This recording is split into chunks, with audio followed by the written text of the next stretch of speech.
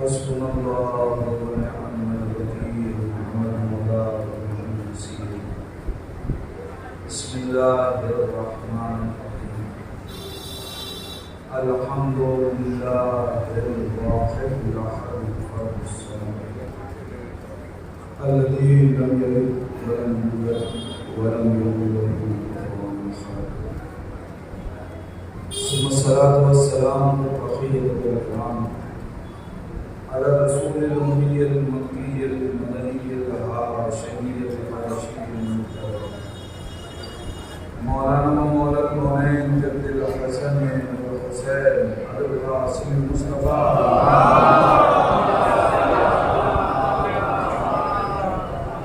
व लअनतुल्लाहि अला आदाइहिम अजमईन इला क़ियामिल दीन व बअद यौमिद्दीन। अल्लाहुम्मा लअन क़ातिल फ़ातिमा ज़हरा सलामुल्लाहि अलैहा। अल्लाहुम्मा लअन क़तलत हुसैन व औलादिही व अस्हाबिही अजमईन। अम्मा बअद फ़क़द क़ाल हुसैन अलैहिस्सलाम बिस्मिल्लाहिर्रहमानिर्रहीम। अल्लाहुम्मा इन्नका तअलमु अन्नहु लम यकुन मा कान मिन्ना तनाफ़ुसन फ़ी सुल्तान वला इल्तिमासन फ़ी फ़ुरूदिल हुकाम वलाकिन लिनरियल मआलिम दीनिका व नुज़हिरल इस्लाह फ़ी बिलादिका व यामनल मज़लूमीन मिन इबादिका व युअमला बिल फ़राइदिका व सुन्नतिका व अहकामिस सलावत।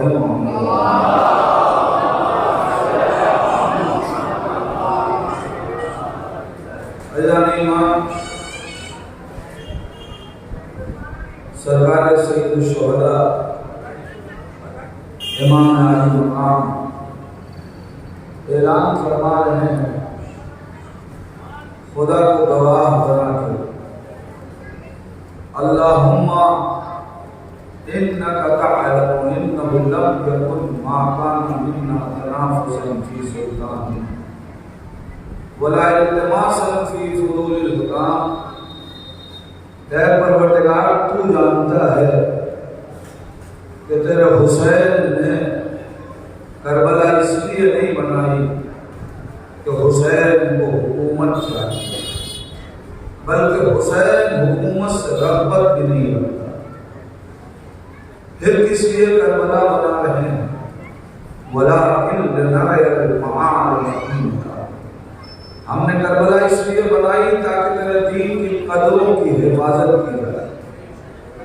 व नुज़हिरल इस्लाह फ़ी बिलादिका, और तेरे शहरों में इस्लाही उमूर अंजाम दिए जाए। व यामनल मज़लूमून मिन इबादिका, और जो तेरे मज़लूम बंदे हैं उन्हें जालिम के जुल्म से बचाया जा सके। अज़ीज़ान ईमान, हमको हुसैन का नासिर बनना है।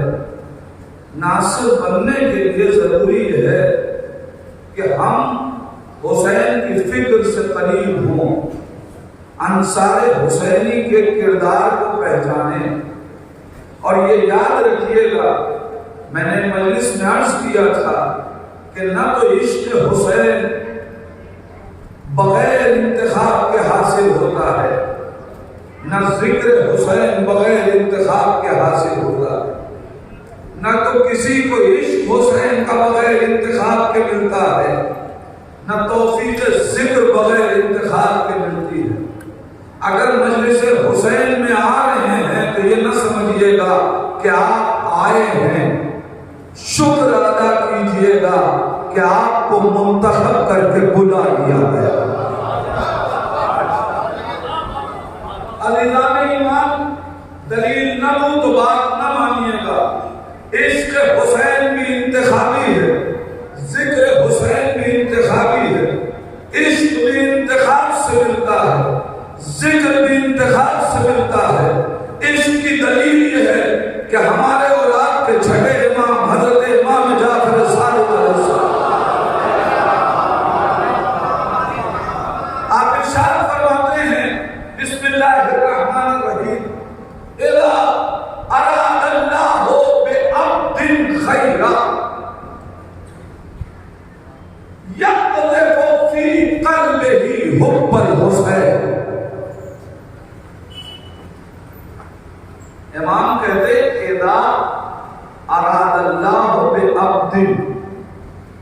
अल्लाह जब किसी बंदे से अच्छाई का इरादा करता है,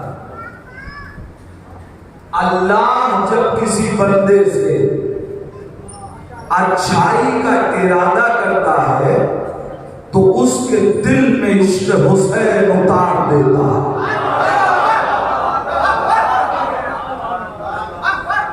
जितना इंसान लज्जत उठाए इस हदीस की कम है। इज़ा अरादल्लाहु बिअब्दिन खैरा, जब अल्लाह किसी से अच्छाई का इरादा करे, नेकी का इरादा करे,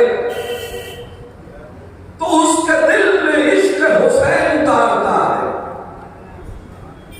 मैं आपसे पूछूं, मुझे बताइए, आप किसी से नेकी का इरादा कब करते हैं? जब उससे राजी हो या नाराज? मैं क्या कह रहा हूं, अल्लाह नहीं मान। जब किसी से कोई राजी रहता है तो उसके साथ नेकी करता है। अब अगर दिल में इश्क हुसैन है तो समझना अल्लाह तुमसे राजी है।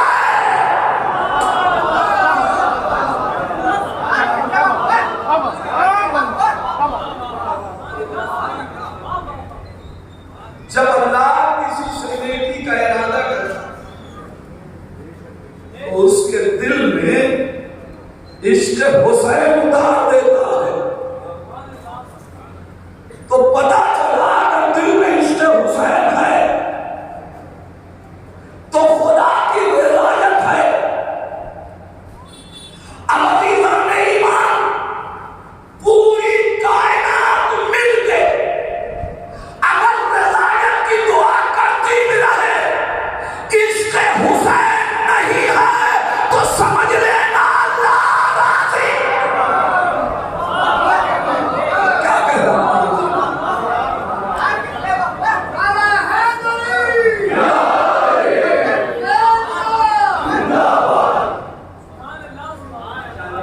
इज़ा अरादल्लाहु बिअब्दिन खैरा, जब अल्लाह किसी से नेकी का इरादा करे तो इश्क उतारता है। तो भाई बदले की भी तो बात, नेकी का इरादा करे तो इश्क, मोहब्बत, तो मोहब्बत के अपोजिट क्या है? अब खुद समझ लीजिएगा कि अल्लाह ने क्या इरादा कर रखा है। जब अल्लाह किसी से अच्छाई का इरादा करता है तो इश्क हुसैन देता है। यानी जो आशिक हुसैन है उससे अच्छाई का इरादा, जो दुश्मन हुसैन है, अब न कहना कि अल्लाह बड़ा करीम है, यजीद को बुरा न कहा कीजिए, हो सकता है कि बख्श दे, ये मुमकिन ही नहीं है। इसलिए कि अच्छाई का इरादा अल्लाह उसके साथ करेगा जिसके दिल में इश्क हुसैन।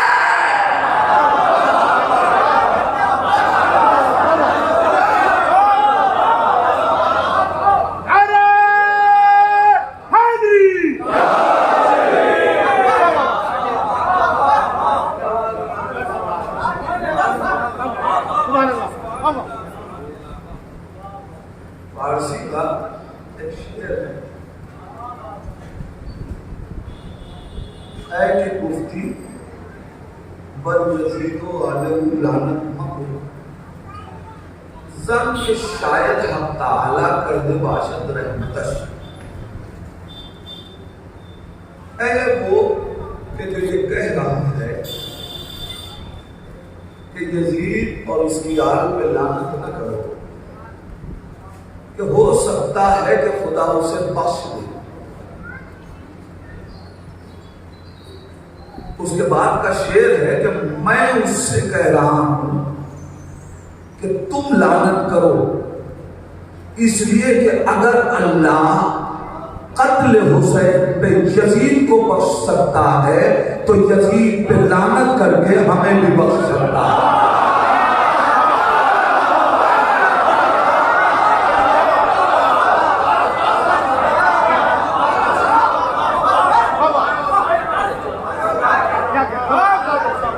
एक सलावत पढ़े मोहम्मद वाले।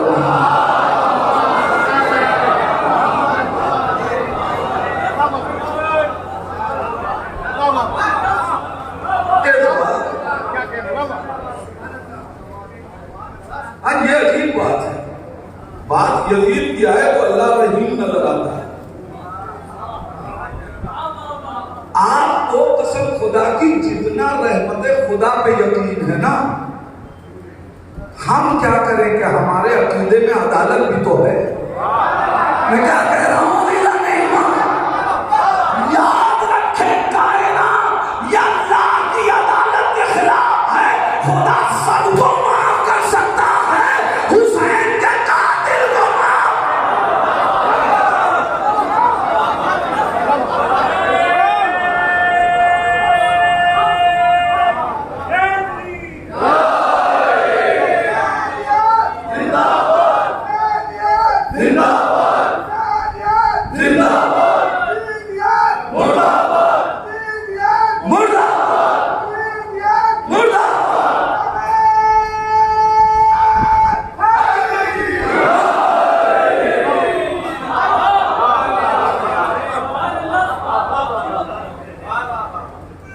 मसला हम नहीं जानते कि अकीदे से अदालत क्यों हटाई गई है। उसूल दीन से अदालत क्यों हटाई गई मुझे नहीं पता। हाँ, हम तो ये जानते हैं कि हमारे यहाँ तौहीद है, फिर अदालत है, तब नबूवत आएगी, फिर इमामत है, तब क़यामत। अब किसी के अकीदे में तौहीद है, अदालत गायब, नबूवत है, इमामत गायब। और ये याद रखिए, जिनके अकीदे में इमामत नहीं है वहां क़यामत ही क़यामत है।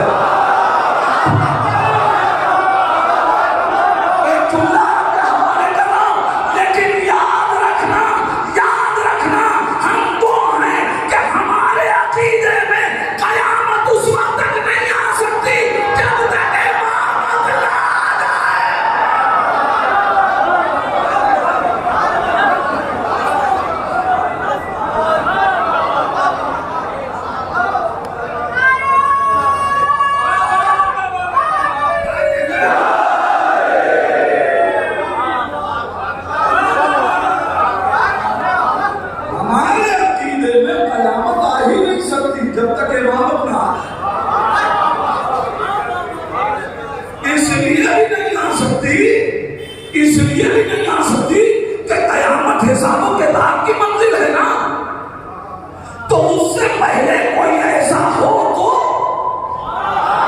कि जिसकी बारगाह में तवस्सुल करके सिफारिश की जा सके। कसम खुदा की अजीब मिसरा किसी शायर ने कहा कि शायर मैसर है 14 एक मैसर के लिए।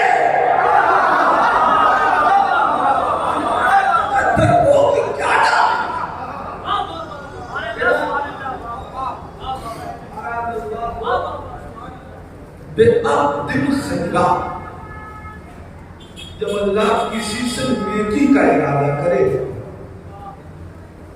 तो यक़्ज़िफ़ु फ़ी क़ल्बिही हुब्बल हुसैन, उसके दिल में हुसैन का इश्क उतारता है। मौलाना तवज्जो चाहते हैं जुमले के सर पर, यक़्ज़िफ़ु फ़ी क़ल्बिही हुब्बल हुसैन। अरबी ग्रामर का मसला, इसलिए मैंने मौलाना को खिताब किया। अल्लाह ने रसूल के दिल पे आयतें भेजी, मोमिनीन के दिल में इश्क हुसैन रखा, आयतें उतारने के लिए जिब्रील को वास्ता बनाया, इश्क हुसैन खुद उतारा।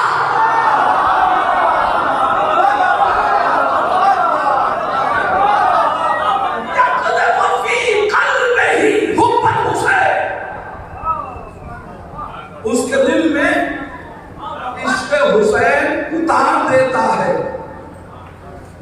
इश्क रखता नहीं है, उतार देता है। यक़ज़फ़ु की लफ्ज़ है और यक़ज़फ़ु वहां इस्तेमाल होता है जहां उतरने के बाद निकलने की गुंजाइश ना हो।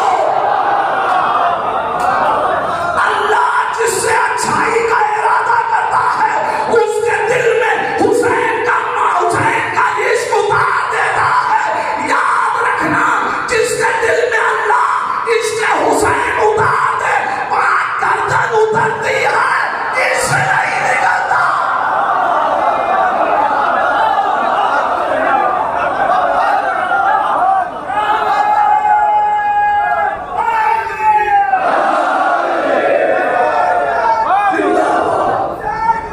जिंदाबाद, जिंदाबाद।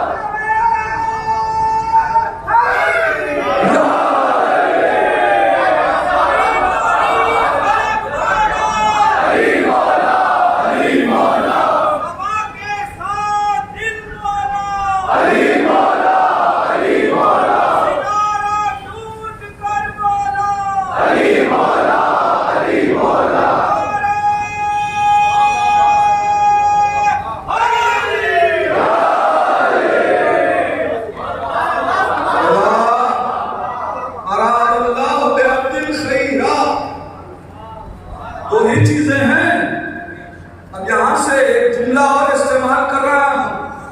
दो ही चीजें हैं कि जहां कहा गया यक़ज़फ़ु, या तो इल्म के लिए कहा गया, अल इल्मु नूरुन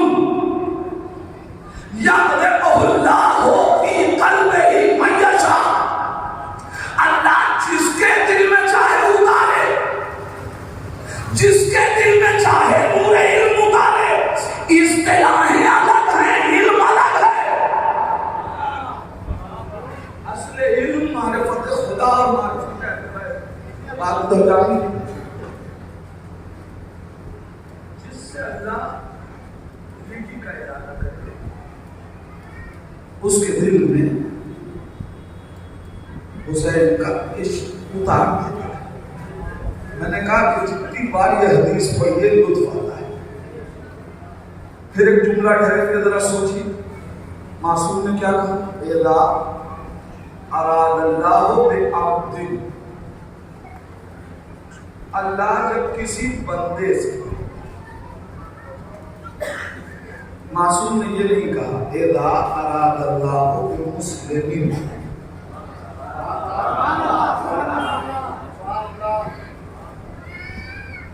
ये भी नहीं कहा इज़ा अरादल्लाहु बिलमुमिनीन,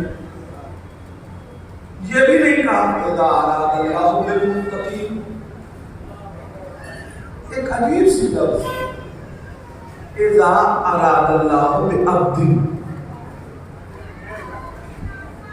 जहां तक मैं समझ सका, अल्लाह ने इश्क हुसैन को मुत्तकीन से महदूद नहीं किया, इश्क हुसैन को मोमिन से महदूद नहीं किया, इश्क हुसैन को मुसलमान से महदूद नहीं किया,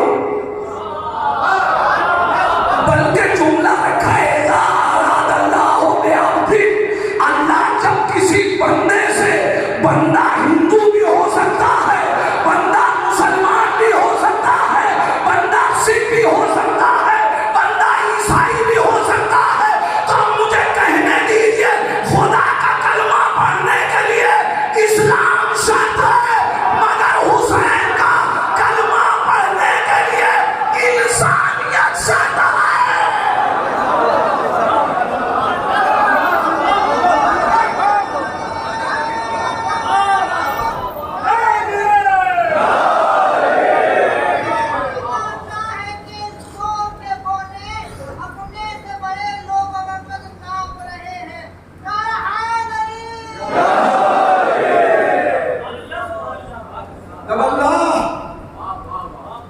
किसी बंदे से अब अगर कोई हिंदू नजराने अकीदत पेश करे हुसैन को तो परेशान न होइएगा।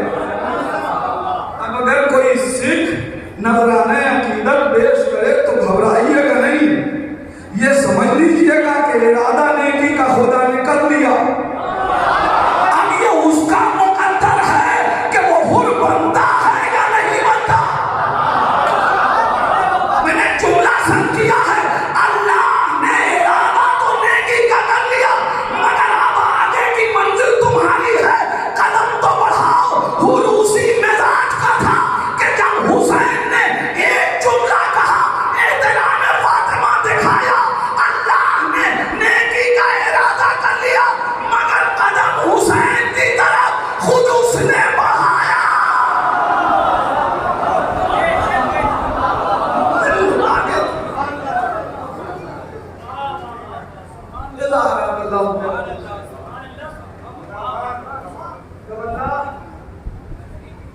किसी बंदे से नेकी का इरादा करे तो यक़्ज़फ़ु फ़ी क़ल्बिही हुब्बल हुसैन। और इसके आगे का जुमला अगर क़यामत का जुमला, इज़ा अरादल्लाहु बिअब्दिन खैरा, जब अल्लाह किसी बंदे से नेकी का इरादा कर ले। मैं तकरार इसलिए भी कर रहा हूँ ताकि ये हदीस कम से कम तर्जुमे की हद तक मेरे जवानों के जहन में उतर जाए। इन मजलिसों से अगर एक हदीस मासूम का तर्जुमा भी लेके उठ जाओ तो मजलिसों में आने का फायदा मिल जाए। इज़ा अरादल्लाहु बिअब्दिन खैरा, जब अल्लाह किसी बंदे से नेकी का इरादा करता है तो यक़्ज़फ़ु फ़ी क़ल्बिही हुब्बल हुसैन, तो उसके दिल में हुसैन का इश्क, हुसैन की मोहब्बत उतार देता है। उसके आगे का जुमला सुने, बशौक़ ज़ियारते, और हुसैन की ज़ियारत का शौक़ पैदा कर देता है। अल्लाह जब किसी से नेकी का इरादा करे तब दिल में शौक़ ज़ियारत हुसैन पैदा होगा। जब अल्लाह नेकी का इरादा करे तो शौक़ ज़ियारत पैदा होगा। सिर्फ शौक़ पैदा हो किसी के दिल में तो समझ लेगा कि अल्लाह ने नेकी का इरादा कर लिया। नहीं, मैं जो बात कहना चाहता हूं बहुत तलब है। मासूम ने ये नहीं कहा कि उसे हुसैन का शायर बना देता है, उसे करबला पहुंचा देता है। उसके दिल में शौक़ ज़ियारत पैदा कर देता है। अल्लाह जब किसी से नेकी का इरादा करे तो उसके दिल में शौक़ ज़ियारत पैदा कर देता है। आप जानते हैं शौक़ जरूरी नहीं है कि पूरा हो जाए। मैं क्या कह रहा हूं? नहीं ना, शौक़ के लिए जरूरी नहीं है कि शौक़ पूरा हो जाए। और अजीब मंजिल है, अक्सर बेशतर हम सुना करते हैं ज़ाकिरीन उलमा से कि इमाम हुसैन का हिसाब अलग है।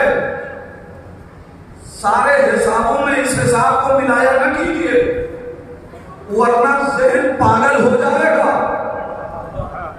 हुसैन की मजलिसों के सवाब गिनने लगे लोग, जिसके एक आंसू का सवाब न गिन सके। लिहाजा हुसैन के मामले में ज़हन न लगाया कीजिए। क्या कहा जा रहा है, जरा गौर कीजिए। शौक़ ज़ियारत पैदा हो, यानी ये शौक़ पैदा नहीं हो सकता जब तक अल्लाह नेकी का इरादा न कर ले।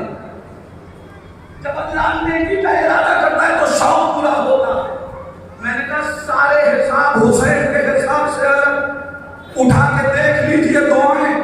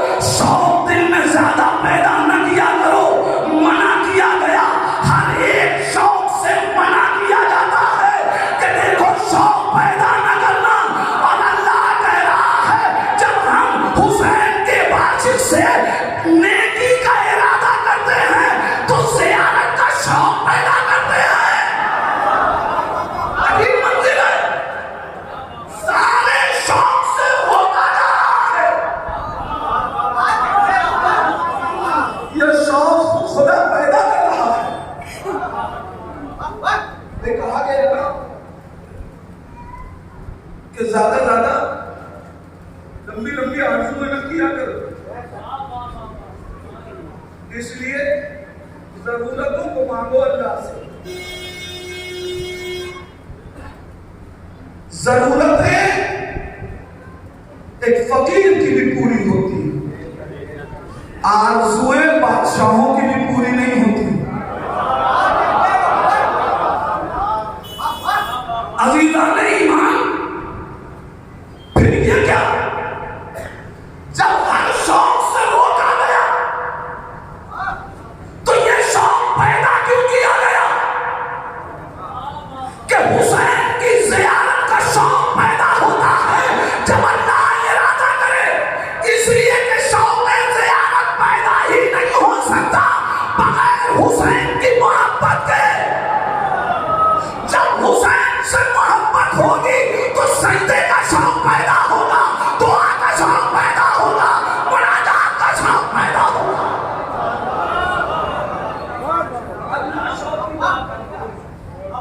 हुसैन की ज़ियारत का शौक।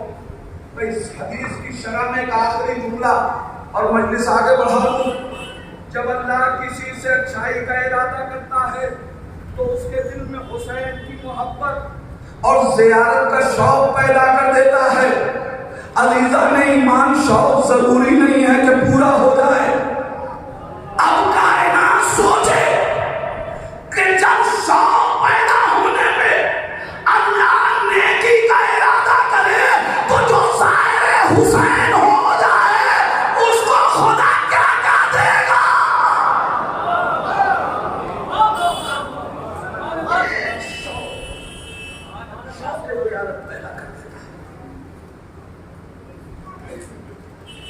मैंने ये हदीस क्यों पढ़ी, दलील दे रहा था कि इश्क़ हुसैन इंतखाबी है। जब तक खुदा मुंतखब न करे इश्क़ पैदा नहीं होता। इश्क़ भी इंतखाबी है, जिक्र भी इंतखाबी है। हदीस आपको सुनाऊं, एक मिलजुल के सलवात पढ़ो।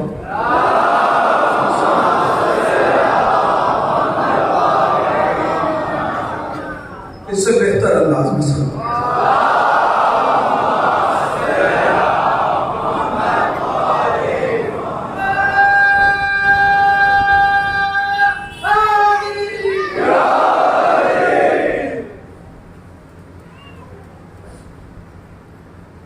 एक छोटी सी तमहीद के साथ बस एक जुमले, मजलिसों में आइए तो अपने बच्चों को साथ लेके आए।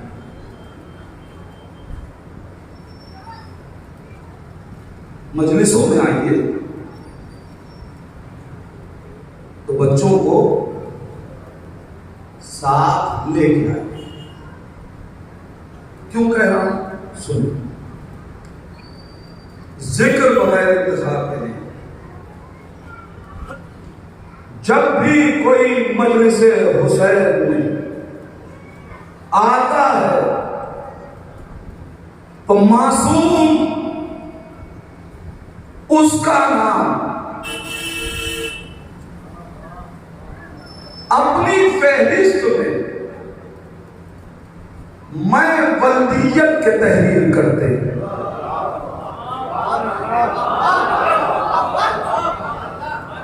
अजीब जुमला है। जो मजलिस हुसैन में आए मासूम उसका नाम मैं बल्दियत के तहरीर करते। मैं हदीस फिर दोहराऊंगा इसलिए कि मुझे एक जुमले से इसमें एक पैगाम दे दूं। जो मजलिस हुसैन में आए मासूम उसका नाम मैं बल्दियत के तहरीर करते हैं। और ये आप सब जानते हैं कि मासूम कभी किसी की गलत बल्दियत नहीं लिख सकता।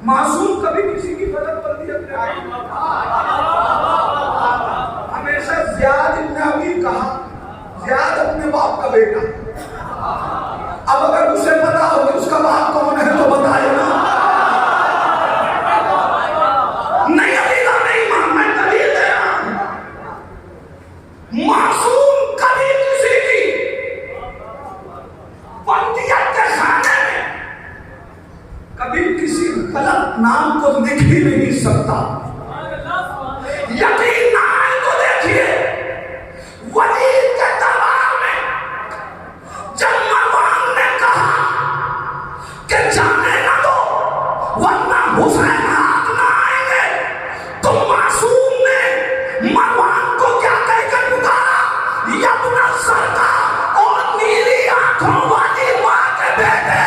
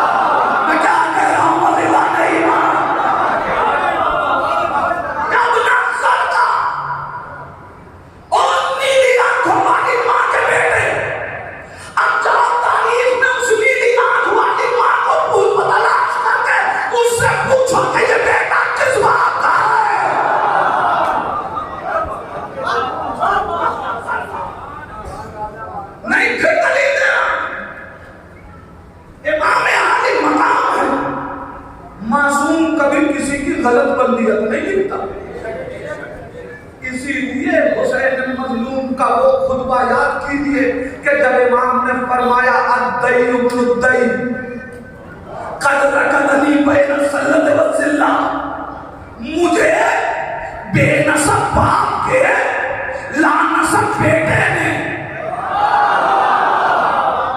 बेनसब बाप के लानसब बेटे, यानी ना तो दादा के बाप का नाम मालूम है ना बेटे के बाप का।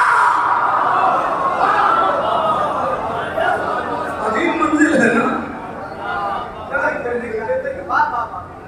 मासूम कभी गलत बन जाती है। यहाँ कहा जा जो हुसैन की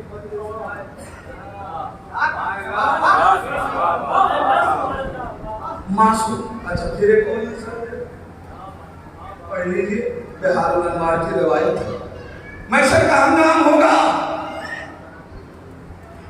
वहां सबको उनकी मां के नाम से पुकारा जाए। ये महशर में सबको मां के नाम से क्यों पुकारा जाए? इसलिए कि महशर का हंगाम वैसे ही खतरनाक होगा हर आदमी के लिए।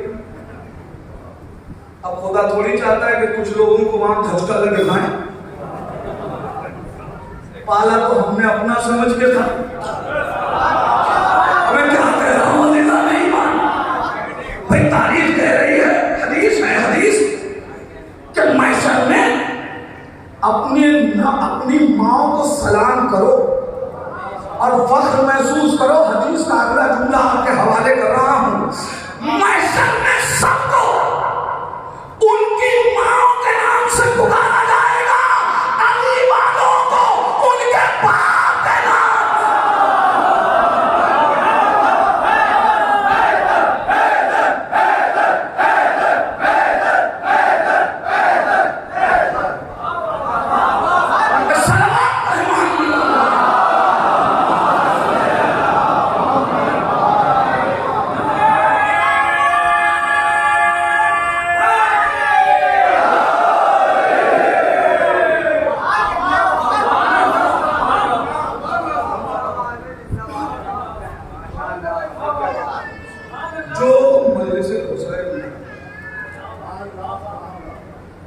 उसका नाम मासूम मैं बल्दियत के लिखते हैं। हाँ, ये शर्त बहुत अहम है। इसका मतलब ये मजलिसें सिर्फ हमारे अकीदों का ऐलान नहीं है, हमारी नस्लों की पाकीज़गी का सर्टिफिकेट है।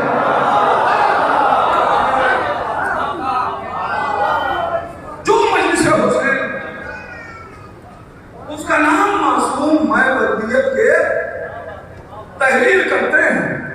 मैं यहां तक लाया सिर्फ एक पैगाम देने के लिए मैंने आपसे क्या कहा? तमहीद में बच्चों को साथ लाया कीजिए। अब जो ये चाहता है कि मासूम की फहरिस्त में उसका नाम 2 बार लिखा जाए, वो अपने बच्चों को लेके आया करे। एक बार उसके आने पे लिखा जाएगा, एक बार बच्चे की वसीयत में।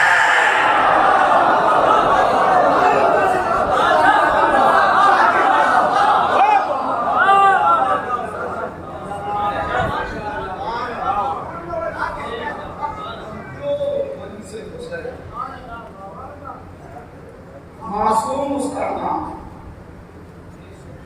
मैं बल्दियत के जरिए करते हैं, नहीं काम अभी मुकम्मल नहीं हुआ।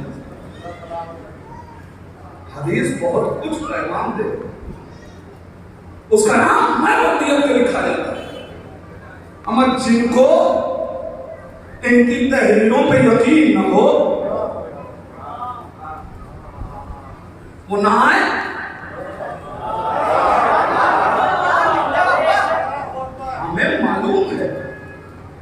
मासूम मैं बल्दियत के नाम लिखते हैं, नहीं जुमला बदल दूं। आपको इनकी इमामत पे एतबार न हो, मगर नाम लिखवाना हो तो कागज कलम दे के भेज दीजिए। मैं क्या कह रहा हूं? जिला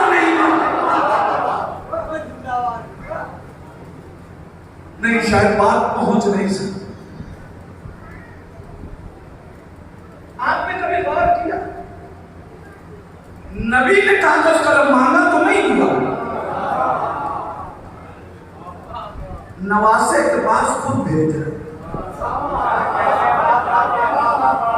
जाओ लिखवा के लाओ। क्यों? जब नबी को न दिया तो आज क्यों दे रहे? इसलिए कि बड़े खुदगर्ज लोग थे। नबी ने कहा था लाओ उम्मत की बख्शिश का सामान कर दो, लिहाजा कागज कलम न दिया। इतने खुदगर्ज थे कि बेटे से कहा लिखवा के लाओ, मेरे कफन में रखना। लिखवा के वो लाए, कफन में मेरे रखा जाए, यानी मेरी बख्शिश पक्की हो। बेटा जहन्नम में जाए तो जाए।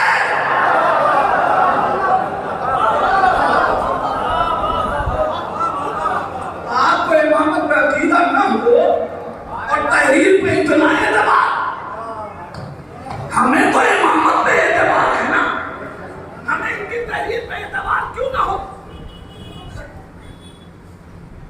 अच्छा एक बात और कह, ये जो 7 तहरीर लिखवा रहे हैं, इनसे बेटे ने आके खुशी खुशी बताया था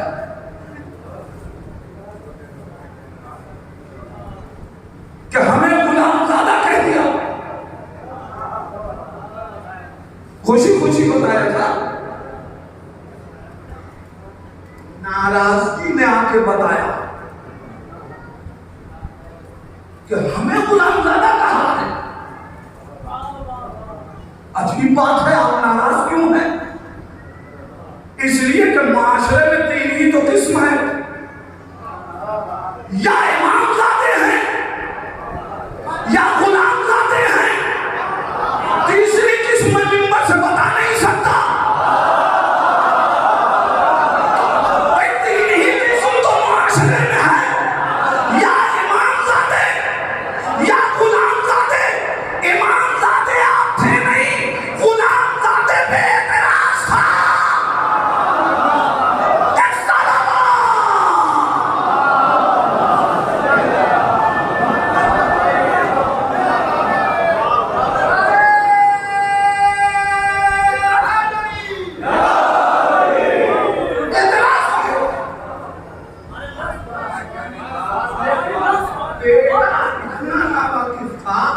कि वो ये समझा ही नहीं कि अगर ये गुलाम कह दे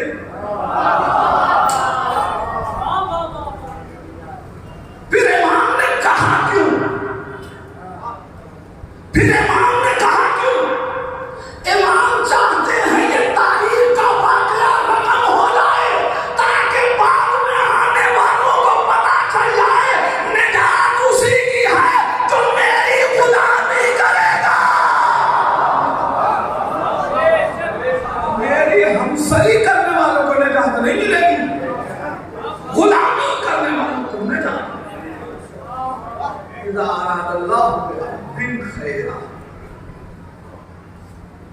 अच्छा बात देखिए, ये एहसास गुलामी ये क्या बनाती है? पैरों बनाती है, मुदी बनाती है। एहसास गुलामी हो तो इताअत पैदा होती है। आपने आज तक किसी का गुलाम देखा कि जो अपने आका से ये कहते मेरा जी नहीं चाह रहा है? आका आवाज देगा अगर तुम्हें अपने ही जी पे अमल करना था। हमारी गुलामी का है,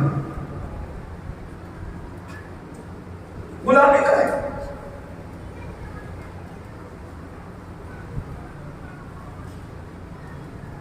पढ़िए तारीख, आपको मिलेगा करबला में जो नासिर आया उसमें एहसास गुलामी था। इनमें सब अपने को हुसैन का गुलाम नहीं, बनी हाशिम के बच्चों का भी खुद को गुलाम समझते थे। कल मैंने क्या कहा? हबीब ने गिरिया क्यों किया? शहजादी पे यह वक्त आ गया कि गुलामों को सलाम दे। ये एहसास गुलामी हर जगह था। हत्ता तारीख कहती है कि जब एक नासिर हुसैन का मैदान में आया तो उसने रजस पढ़ा तो आवाज दी, अना गुलामुन यमनीयुन बदली। दुनिया वालों पहचानो, मैं हुसैन का यमनी गुलाम हूं।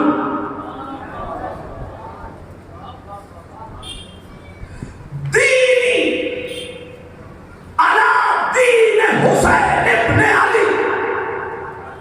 याद रखो, मेरा कोई दीन नहीं है, मेरा वही दीन है जो हुसैन का दीन है।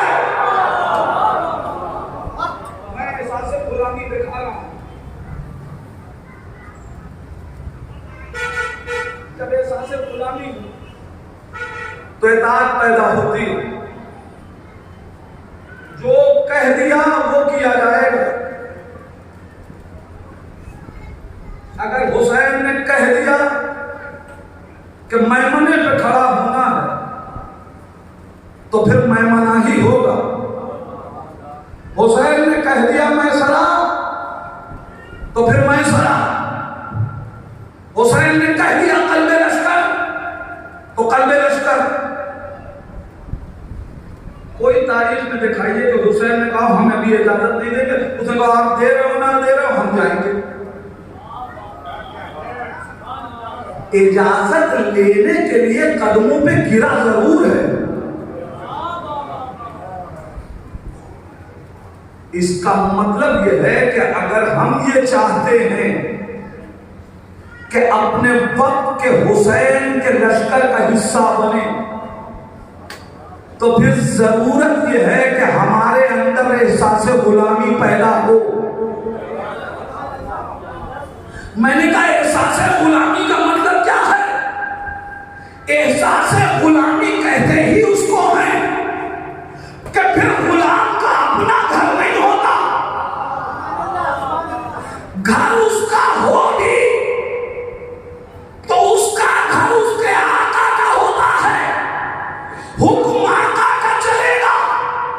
अगर उसके आका को यह पसंद है कि लोग नमाज सुबह के लिए उठे तो यह मुमकिन ही नहीं है कि कोई गुलाम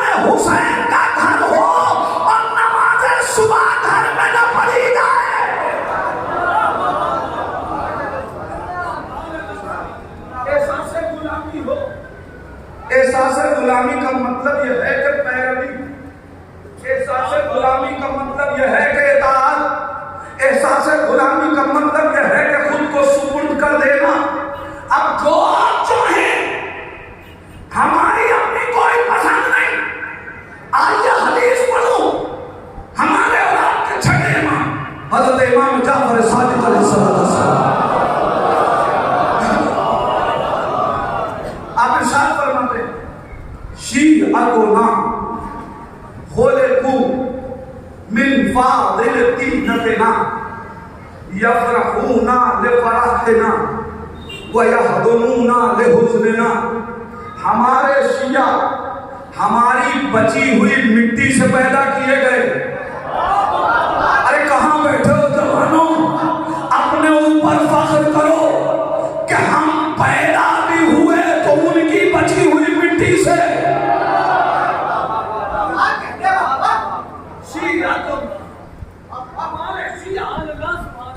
हमारी फाजिल तीनत से, हमारी बची हुई मिट्टी से पैदा किए गए।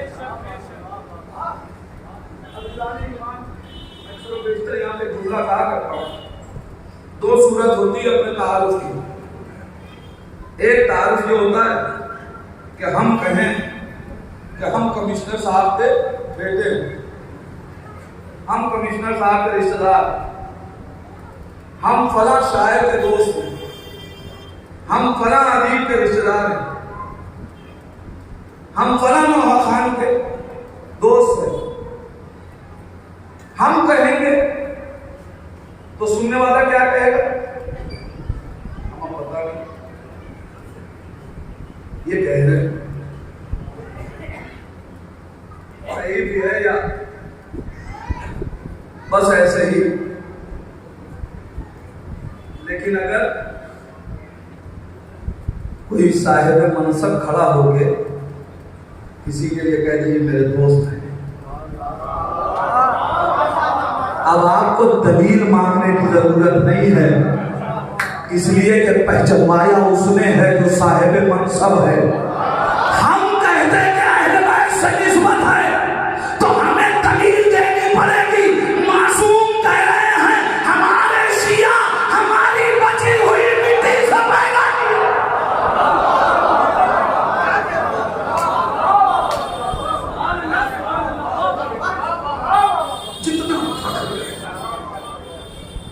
अच्छा साहब, तो फिर मौलाना उसके आगे भी तो फरमाया, सिर्फ फख्र ही नहीं कर। मैं अर्ज कर चुका कि जितना बड़ा टाइटल मिले उतनी बड़ी जिम्मेदारी होती है। टाइटल हमें जिम्मेदार बनाते हैं, वरना जो लोग टाइटलों की हिफाजत नहीं कर पाते वो खुद भी लानती बनते हैं, टाइटल को भी बदनाम करते हैं। नहीं यकीन नहीं आ रहा है, दलील दे दूं। अजीजाने ईमान, पैगंबर इस्लाम के पहले तक लफ्ज़ खलीफा बड़ा मोतबर था, मगर जब सही लोग खलीफा नहीं बने तो ये लफ्ज़ भी इतना गिर गया कि अब हज्जाम को भी खलीफा कहा जाता।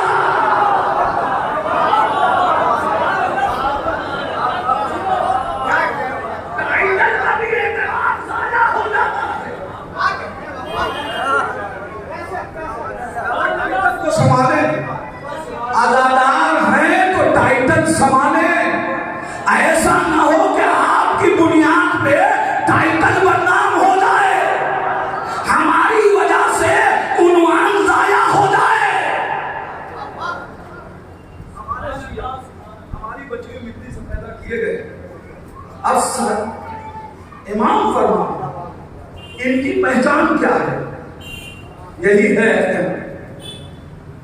यफरहूना लिफरहना, ये हमारी खुशी के लिए खुश होते हैं। एहतियात लफ्जी तो इमाम की देखें, ये नहीं कहा कि हमारी खुशी में खुश होते हैं, हमारी खुशी के लिए खुश होते हैं। खुद किसी की खुशी में खुश होना आसान है, किसी की खुशी के लिए खुश होना मुश्किल है। हम जश्न में इमाम की खुशी के लिए खुश हैं या सिर्फ खुश हो रहे हैं? अगर इमाम की खुशी के लिए खुश हैं तो फिर हमको हर कदम पे देखना पड़ेगा इस लफ्ज से इमाम खुश हैं या नहीं, इस शेर से इमाम खुश हैं या नहीं, इस धुन से इमाम खुश हैं या नहीं, इस तरीके से इमाम खुश हैं या नहीं, इस जलसे से इमाम खुश हैं या नहीं, इस मजलिस से इमाम खुश हैं या नहीं, इस नुक्ते से इमाम खुश हैं या नहीं, इस नारे से इमाम खुश हैं या नहीं।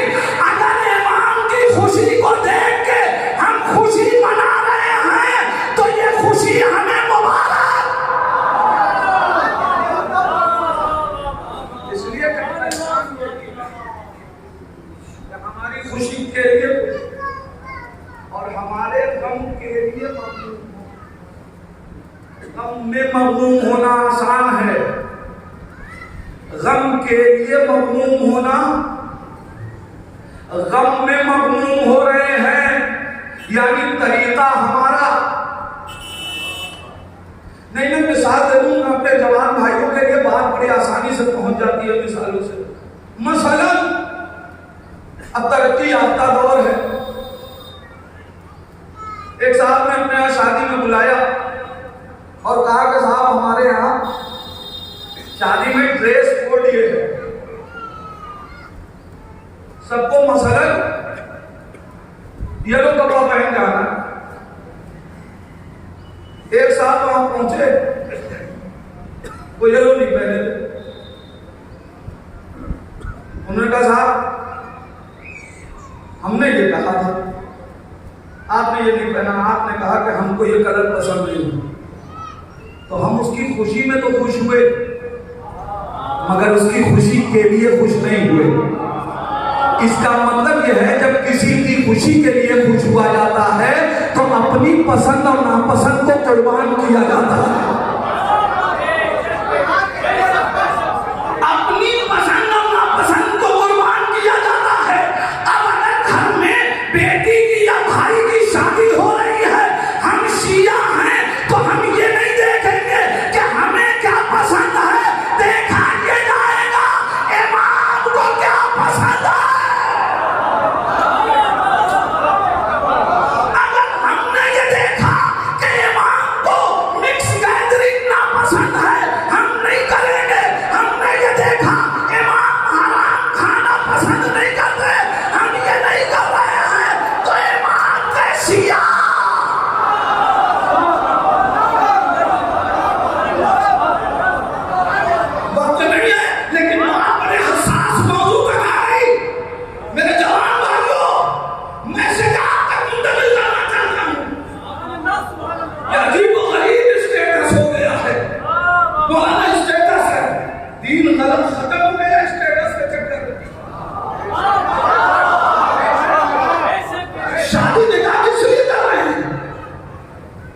खुतबे निकाह होता है, उसमें क्या कहा जाता है?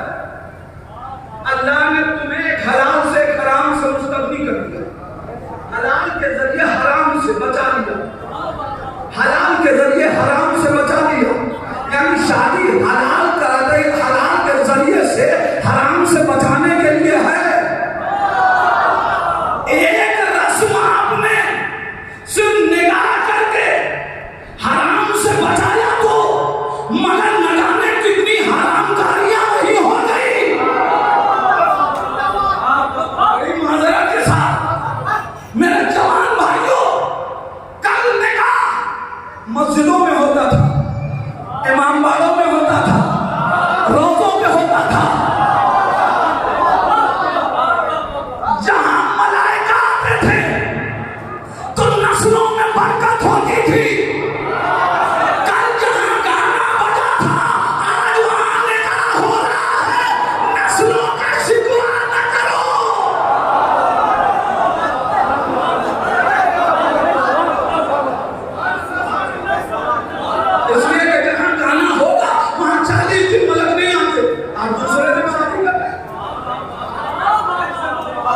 तो कम से कम जवानों अपनी आरज़ू ये रखना कि माँ बाप वलीमा जैसे चाहे करें मगर निकाह मस्जिदों में होगा, निकाह इमामबाड़ों में होगा, ताकि हमारी नस्लों में पाकीज़ा बरकतें शामिल हो। बस बात छोड़ दिया मैंने।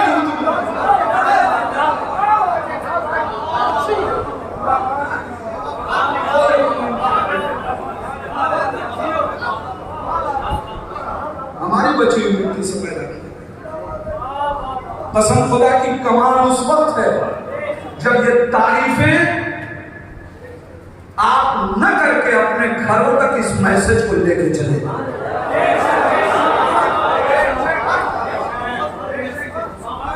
और अगर यही काम हो गया तो याद रखिएगा, इस मुहर्रम का एक बेहतरीन पैगाम आपने हुसैन के मकतब से हासिल कर लिया।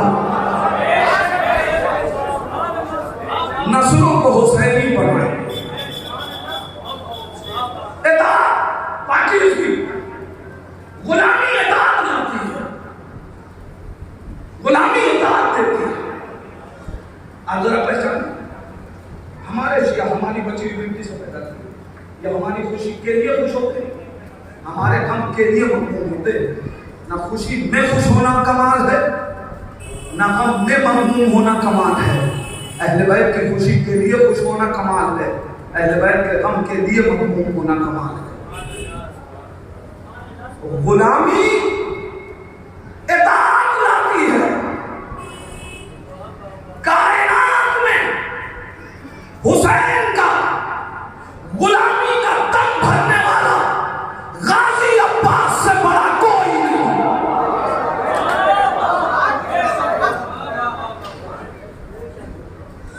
कैसी इताअत की, कैसी इताअत की। आप जरा सोचिए, गाजी के इताअत का मरहला कयामत है, और इताअत का जो इम्तियाज मिला, दायरा मुझे गाजी की गुफ्तगू मुकम्मल यहाँ नहीं करनी, वक्त जो मसाया पढ़ते हैं, मगर एहसास गुलामी का आलम ये था कि रिवायतों में लिखा है कि गाजी का सर मुके नेज़ा पे न ठहरा।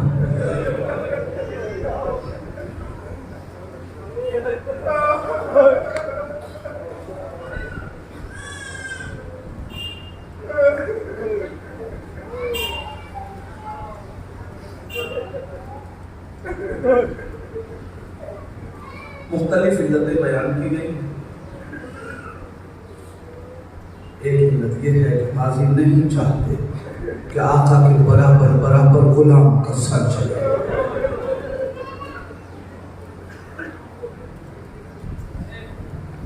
मैं एक वाकया पढ़ूंगा, मजलिस खत्म हो जाएगा।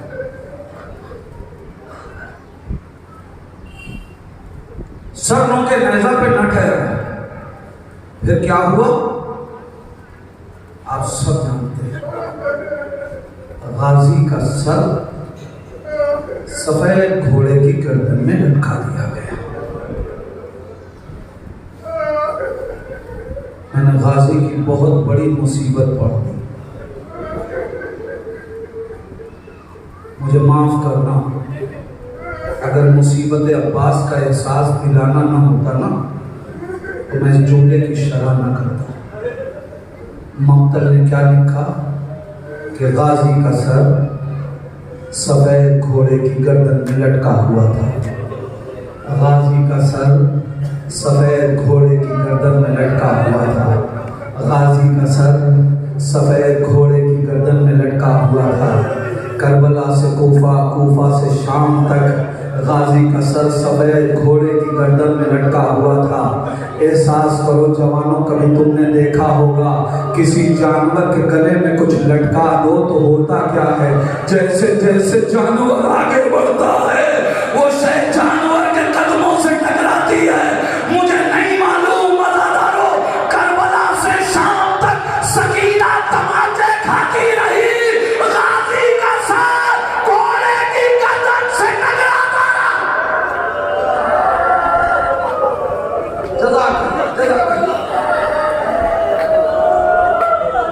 अब कयामत की रिवायत है आपके हवाले में।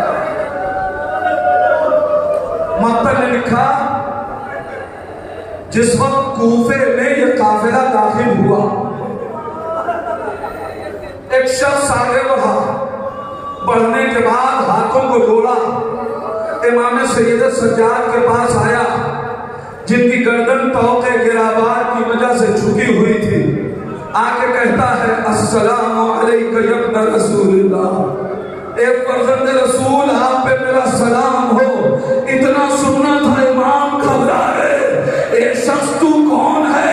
अरे जब से करबला में मेरा बाबा मारा गया, किसी ने मुझे सलाम से खिताब नहीं किया, या नेज़ा मारा या तुर्रा मारा।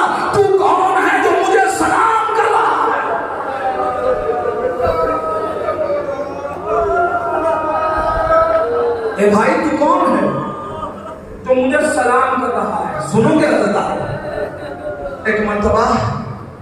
आने वाला कहता है, आका मैं आपके नाना का सहाबी ज़ैद इब्न अरक़म हूँ।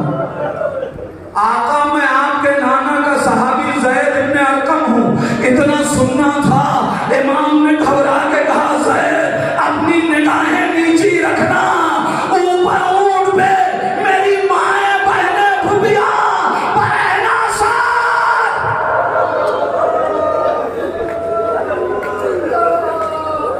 नहीं अल्लाह सैयद सज्जाद पे क्या गुजर गई बताऊं? एहसास दिलाऊं? रिवायत यूं ही पढ़ने की चीज नहीं है। एहसास कीजिए, कभी आप अपनी किसी माँ बहन बेटी को लेके किसी बाजार से गुजर रहे हो, आपकी बेटी हिजाब में हो, आपकी बीवी हिजाब में हो, आपकी माँ हिजाब में हो, मगर कोई जानने वाला मिल जाए तो आप गर्दन झुका के निकल जाते हैं ताकि देखने वाला मिलने वाला मिल ना सके। अल्लाह अल्लाह, अरे ज़ैनब बेरदा रसूल का सहाबी सैयद सज्जाद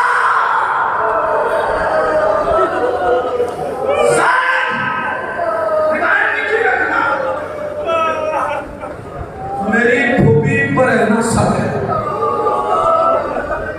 आका आका मैं एक सवाल लेके आया, बड़ा कयामत का सवाल है। आका मैं एक सवाल लेके आया हूँ, ज़ैद क्या पूछना चाहते हो? आका इतना बताइए, क्या करबला में आपके चचा अब्बास ने वफा न की? इतना सुनना था। इमाम कांपने लगा, ए ज़ैद ये क्या कह रहा है? मेरा चचा वफा न करे? आका मुझे माफ कीजिएगा, आका मुझे माफ कीजिएगा। मैंने ये सवाल इसलिए किया कि मैंने देखा कि काफिले के आगे आगे नौके नेज़ा पे सर थे।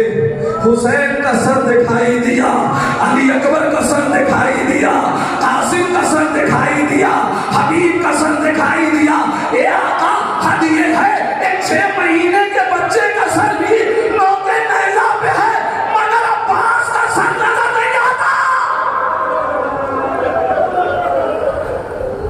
आका मैंने इसीलिए ये सवाल किया कि अब्बास का सर नौके नेज़ा पे नजर नहीं आया। इतना सुनना था। इमाम ने कहा, ज़ैद वो देख, वो सफेद घोड़ा, उसकी गर्दन में जो सर लटका है वो मेरे चचा अब्बास का सर है। इतना सुनना था कि ज़ैद ने कहा, आका फिर जब सबका सर नौके नेज़ा पे है तो गाजी का सर सफेद घोड़े की गर्दन में क्यों है? कहा, ज़ैद ये मुझसे न पूछ, चल के मेरे चचा से पूछ ले।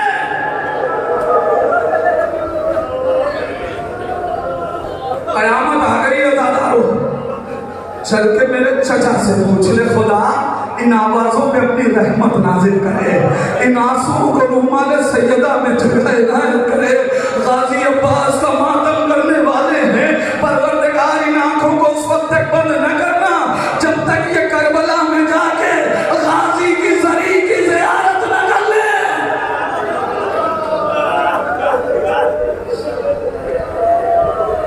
ज़ैद चल चल के मेरे चचा से पूछ ले। बीमार ने हाथों की हथकड़ियों को संभाला, पैर की बेड़ियों को संभाला। धीरे धीरे सैयद सज्जाद सरे अब्बास के पास आ गए। चचा चचा आप में कोई शिकवा करने नहीं आया। चचा ज़ैनब की बेरदाई का शिकवा लेके नहीं आया। चचा सकीना की यतीमी का पुरसा लेके नहीं आया। चचा सकीना के तमाचों का शिकवा लेके नहीं आया। चचा ये नाना का सहाबी आया है, एक सवाल करना चाहता है, इसके सवाल का जवाब दे दीजिए। ज़ैद सवाल करो। ज़ैद ने कहा, अस्सलामु अलैका या अबुल फज़ल अब्बास। जज़ाकल्लाह जज़ाकल्लाह, खुदा तुम्हें सब्र दे, गाजी की इस मुसीबत को सुन सको।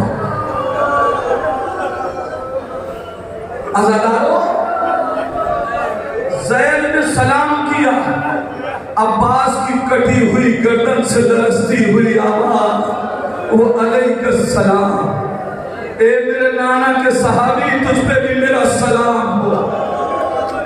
ज़ैद ने सवाल किया, आका जब सबका सरनों के नेज़ा पे है, आपका सरनों के नेज़ा पे क्यों न ठहरा?